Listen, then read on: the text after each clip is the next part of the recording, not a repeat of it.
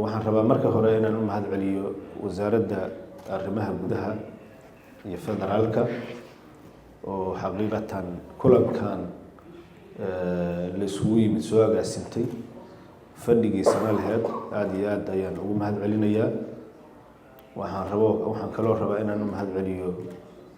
darbixiyaasha ama saaxiibada Soomaaliya oo iyaguna shirkan si xoog leh uga soo qayb galay iyagana aad iyo aad ayaan rabaa iyagana inaan ugu mahad celiyo. dabcan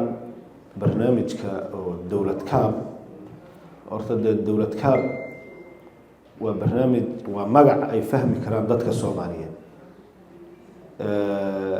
lana hadda la sheegay ama dadkii awalba ka shaqeyn jiray inuu ka yimid JBLG marka magac oo xoogaa dadka Soomaaliyeed uu sakarin u ah inta badan. laakiin hadda dawlad kaab waa magac fiican oo dadka Soomaaliyeed ay karaan oo kuwa miyiga jira oo xataa inaysan waxba qori karin laga yaabo ay fahmi karaan markasta magacyada saas oo kale in la doorto aad iyo aad u fiicanta dadka Soomaaliyeedna maskaxdooda waa ku sii dhigi doonaa hada waa iska aqoon doonaan markasta. laakiin dadka wax bartay ayaa magacyada la soo gaagaabiyo kale oo laatiinka fahmi kareen dadka horta kaasi fahmi karaan. marka waa ka mahad celinaynaa intii ka shaqeyday iyo intii maaragtay shaqadaas qabataba aad baan uga mahad celinaynaa. mashruuca oo dawlad kaab in oo maantay la daahfuro xaqiiqatan oo intaanu ay goobjoog ka noqoto waxay muujinaysaa in dawladda Soomaaliyeed heerarkeeda kala duwan iyo deeq-bixiyaasha intuba inay diyaar u yihiin kuna dadaalayaan inuu sii socdo maaragtay mashruucii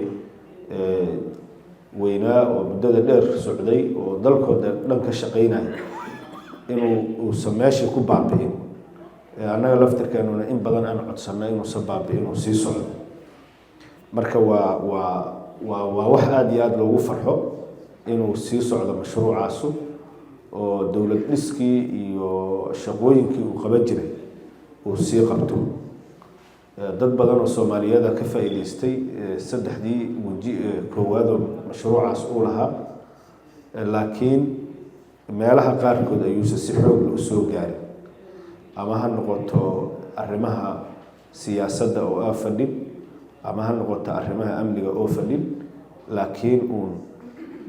hadda waa mashruucan inuu shaqeeyo walow dee laga dhawaajiyay inay yar tahay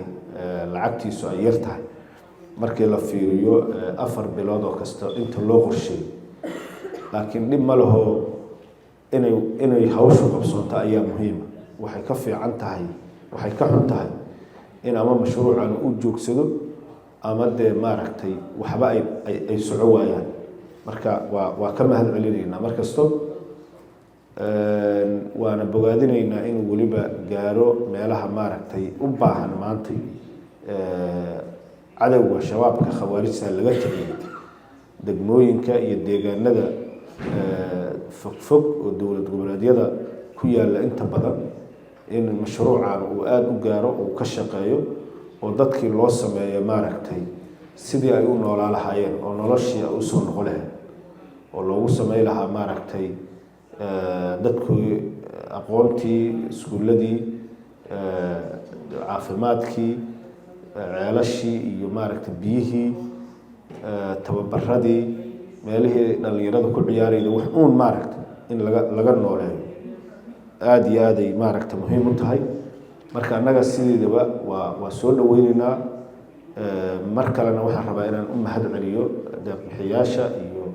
hay-adaha maaragtay markasta garab taagan dawlad dhiska weliba dawladaha hoose maaragtay ilaa meesha oo waxa weeye dadku sida saxda shaqooyinka rasmiga meesha ay ka socdaan waa dawladaha hoose. marka inaad garab taagnaatiin aad iyo aad ayaan kaga mahad celinayaa. maamulka gobolka Banaadir wuxuu markasto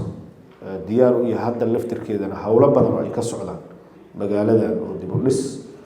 kii arrimaha bulshada kaabayaashii maaragtay isku socodka dadweynaha waxaasoo dhan waa socdaan iyagoo xoog lahay socdaan marka diyaar baa inayn nahay dadka soomaaliyeed oo dhanna diyaara inay yihiin wasiiradii waa kuwa halkan fadhiya wasiirka arrimaha gudaha oo asagu dee dalkoo dhan matalaya waa joogaa marka aniga waxaan aaminsanahay sidii oogla uu sheegay waxaa loo baahan yahay inay timaado shaqooyinkaas in la fuliyo si maaragtay dheelitiran oo la iskula xisaabtamayo oo looga faa'iideysanayo inay u fulaan ayaa muhiima dadka soomaaliyeedna ay gaaraan aada iyo aad ayaad u mahadsantihiin subax wanaagsan mar kale